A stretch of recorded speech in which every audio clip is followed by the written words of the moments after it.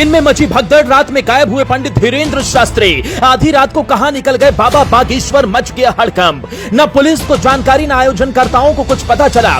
पंडित धीरेन्द्र शास्त्री ने कर दिया खेल, एक सच्चे सनातनी ने फिर दिखा दी ताकत। न मोदी न योगी जो आज तक कर पाए, वो 2 घंटे के अंदर एक 27 साल के लड़के ने कर दिखाया। दुनिया देख रह गई, दंग भाईजान की ठठरी बंधना तय। पहली बार पंडित धीरेन्द्र शास्त्री लाखों लोगों के सामने करेंगे बड़ा ऐलान, 200 बीघा जमीन पर रचेंगे इतिहास। दिल से बोलो जय बागेश्वर।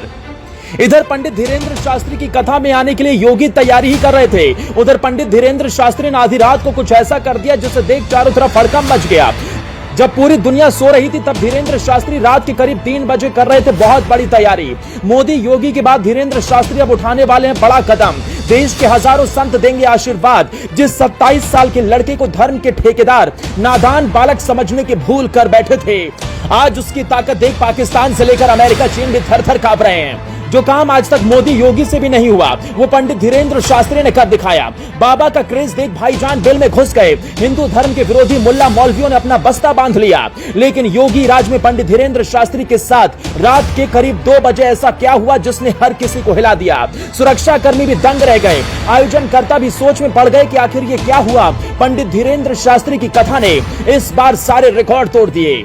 ग्रेटर नोएडा में चल रही कथा में एक साथ लाखों लोगों की भीड़ देखकर हर कोई भौचक्का रह गया। तिल रखने तक की जगह नहीं थी, सांस लेना मुश्किल हो रहा था।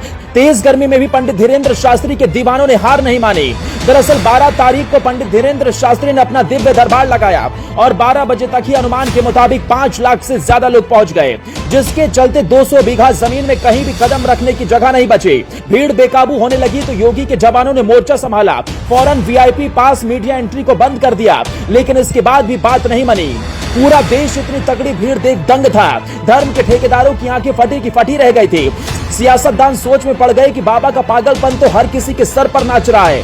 आखिर में पुलिस बाबा के मंच पर पहुंची। पंडित धीरेन्द्र शास्त्री से दिव्य दरबार रद्द करने की अपील की गई, जिसके बाद बाबा ने अपने दीवानों से अपील की कि कथा घर पर रहकर ही सुने और दिव्य दरबार रद्द कर दिया। वहीं लोग सोच रहे थे कि महाराज आराम कर रहे थे, लेकिन एक 27 साल के लड़के के दिमाग में कुछ और ही चल रहा था। धीरेन्द्र शास्त्री बीजेपी सांसद मनोज तिवारी के साथ आधी रात को मथुरा निकल गए और इसकी जानकारी न आयोजनकर्ताओं न ही सुरक्षा कर्मियों को थी। किसी को इस बात की भनक नहीं लगी और पंडित धीरेन्द्र शास्त्री देर रात करीब 1:30 बजे अचानक मथुरा पहुंचे, जिसकी सूचना किसी को नहीं थी। मथुरा पहुंचकर सबसे पहले धीरेन्द्र शास्त्री बरसाना पहुंचे और वहां ब्रज के विरक्त संत विनोद बिहारी बाबा से मिले। आश्रम पहुंचने पर विनोद बाबा ने धीरेन्द्र शास्त्री को अंगवस्त्र पहनाकर स्वागत किया। आश्रम पहुंचे धीरेन्द्र शास्त्री ने विनोद बाबा के राम नाम भजनों का भी आनंद लिया और भक्ति में इतने डूबे कि खुद भी हरे राम हरे कृष्ण का जाप करने लगे। धीरेन्द्र शास्त्री पहले भी वृंदावन आ चुके हैं। वो जब भी यहाँ आते हैं तो विनोद बाबा के आश्रम पहुंचकर उनका आशीर्वाद लेते हैं। इस बार मथुरा आने पर धीरेन्द्र शास्त्री के साथ साथ मनोज तिवारी भी मौजूद रहे।